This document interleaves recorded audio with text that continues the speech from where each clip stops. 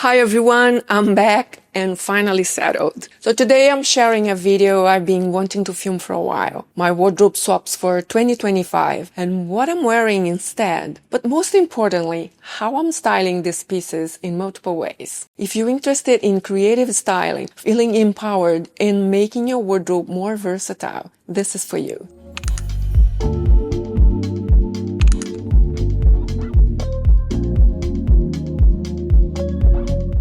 As many of you know, I've recently moved countries, and this shift really inspired me to declutter my closet and focus on key wardrobe pieces that reflect who I am today. I've been experimenting with a smaller wardrobe and more than ever styling things in multiple creative ways. The goal? More impact, less clutter, and ultimately, a style that feels more like me today. So let's get into what I've stopped wearing, or at least minimized the wear of, and what I'm wearing instead and why.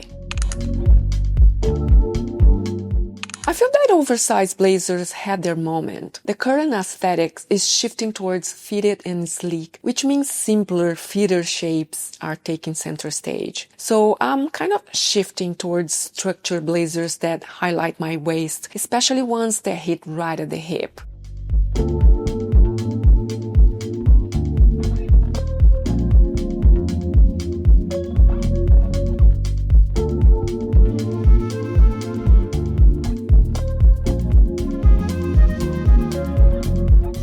A gray two-button blazer works like a neutral. Dress it up or down, pair it with relaxed cargo shorts.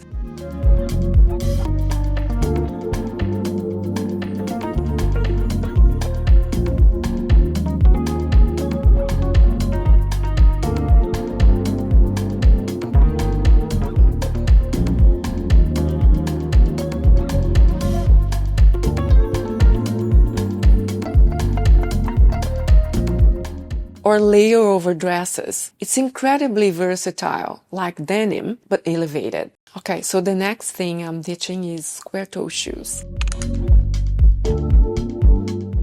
I mentioned in one of my previous videos how important it is to pay attention to shoe shapes, as they dictate how current you look. Case in point, square toe shoes. They've been around for a while, but now they are on their way out. So I'm replacing them with classic almond or oval toe shapes that feels more versatile and classic.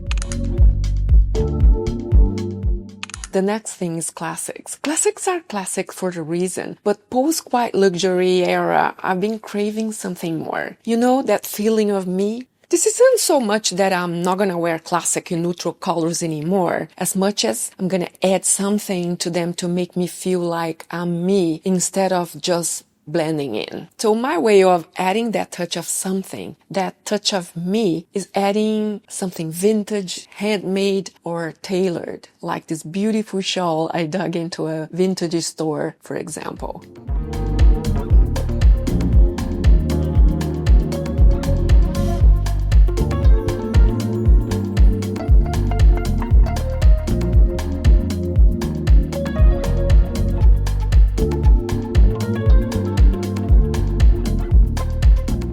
I find it can be worn so many ways and add so much flair to any outfit composition. Or maybe something like this gorgeous quilted.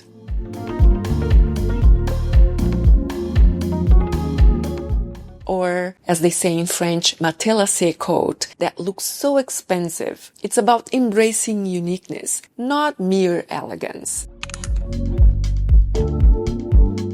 Don't get me wrong, I love flats. I even made an entire video recently on them, and I'll continue to wear them. But after years of wearing mostly flats, I'm craving a bit of glamour. I'm bringing back high heel sandals, especially for evening looks or when I want to elevate a casual outfit.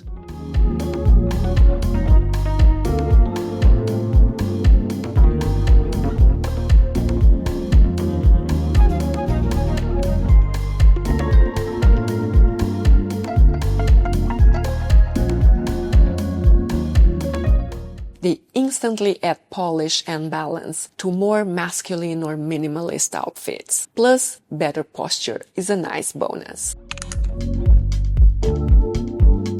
For a long time, I've only worn solid colors. To be very honest, prints used to scare me a little bit. The fact is, they can make you look outdated and tacky. But if you choose the right ones at the right dose, they can actually revive your wardrobe and add energy and creativity.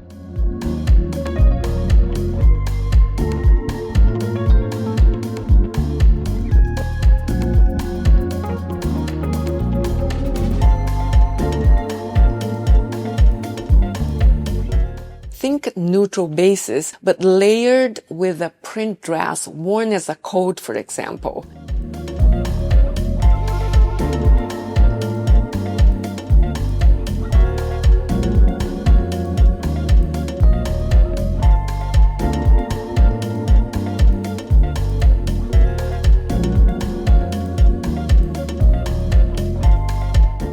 Or if you want to test the waters, take clues from the runaway shows and try a printed headscarf for a 1950s glamour.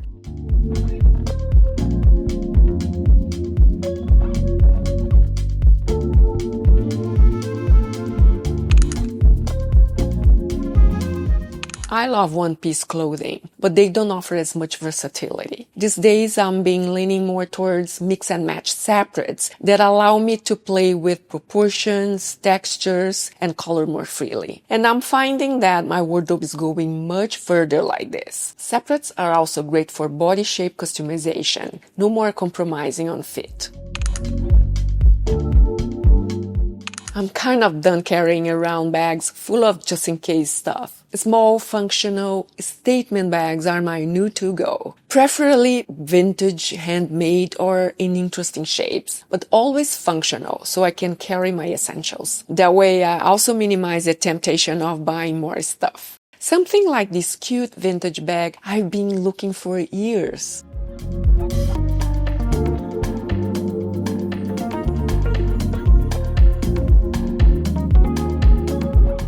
The other thing I love about vintage stuff is that they give you a sense of uniqueness, of exclusivity, which I love. I love high-rise pants, but let's be honest, they shorten the torso and limit styling. The pants I've been living in at the moment are mid-rise straight-leg pants, as they allow for playing with more roomy tops. It's all about proportion and openness.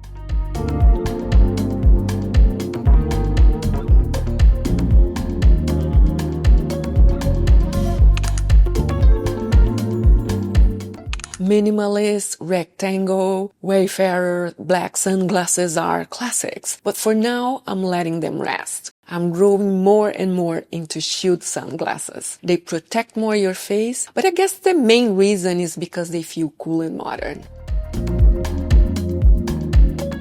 You have to be super intentional about it though, because sunglasses balance so delicately on the beam of the outfit maker or breaker. It's like one wrong earring and you're done. Alright everyone, that's everything. I'm swapping or at least minimizing the wear this year and what I'm replacing them with. For me, it's super important to stay in tune with what we're craving at a given time. And one of the most salient ways that I can tell whether I'm in rhythm or not is when I can feel the physical sensation that emerges at the completion of making an outfit. There's sort of a sour feeling that comes up when it's wrong or repetitive or irreflective of my style. But when it's good, it feels like expansion. Let me know in the comments. What are you no longer wearing? What pieces are inspiring you right now? If you found this helpful, please give this video a like and subscribe if you haven't already done so. It really supports this channel and helps me create more content you love. I also share daily looks over Instagram, so follow me there as well. Thanks so much for being here. Your support means the world. And I'll see you in my next video. Take care, everyone. Bye-bye.